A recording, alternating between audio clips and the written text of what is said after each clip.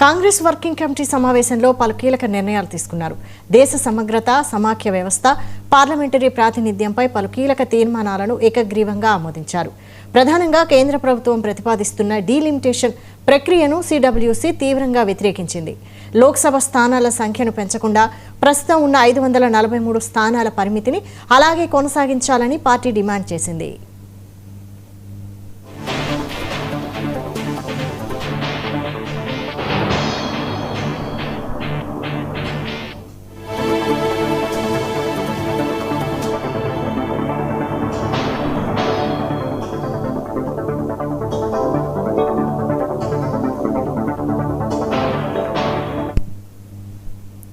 జనాభా ప్రాతిపదికన చేపట్టే డీలిమిటేషన్ వల్ల జనాభా నియంత్రణ పాటించిన దక్షిణాది రాష్ట్రాలు తీవ్రంగా నష్టపోతాయని ఆందోళన వ్యక్తం చేసింది.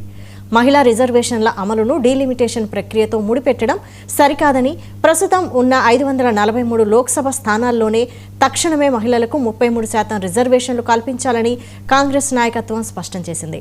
అలాగే వందే మాతరం జాతీయ గీతాలాపనపై కొనసాగుతున్న వివాదంపై చర్చిస్తూ 1937 నాటి సిడబ్ల్యూసీ తీర్మానానికి అనుగుణంగా మొదటి 2 చరణాలను మాత్రమే ఆలపించాలనే విధానానికి కట్టుబడి ఉంటామని పునరుద్ఘాటించింది. మరోవైపు సరిహద్దుల్లో చైనా దురాక్రమణలు, చొరబాట్ల వ్యవహారంపై కేంద్ర ప్రభుత్వ వైఖరిని సిడబ్ల్యూసీ తీవ్రంగా తప్పుపట్టింది.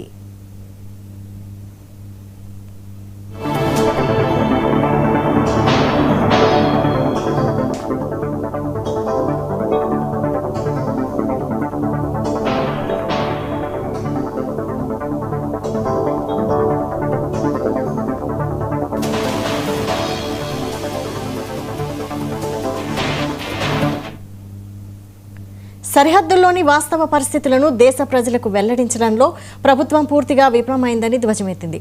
భారత భూభాగాన్ని ఆక్రమించేందుకు చైనా చేస్తున్న కుట్రలపై ప్రధాని నరేంద్ర మోడీ మౌనం వీడి దేశానికి స్పష్టమైన సమాధానం చెప్పాలని నాయకులు డిమాండ్ చేశారు. జాతీయ భద్రత విషయంలో ఎలాంటి రాజీ పడే ప్రసక్తే లేదని, ఈ అంశంపై పార్లమెంటులో లోతైన చర్చ జరగాలని తీర్మానించారు. విద్యార్థులు, నిరుద్యోగ యువత సమస్యలపై రాజీ లేని పోరాటం చేస్తామని, పార్టీ శ్రేణులు ప్రజల్లోకి వెళ్లి కేంద్ర ప్రభుత్వ వైఫల్యాలను ఎండగట్టాలని సిడబ్ల్యూసీ పిలుపునిచ్చింది.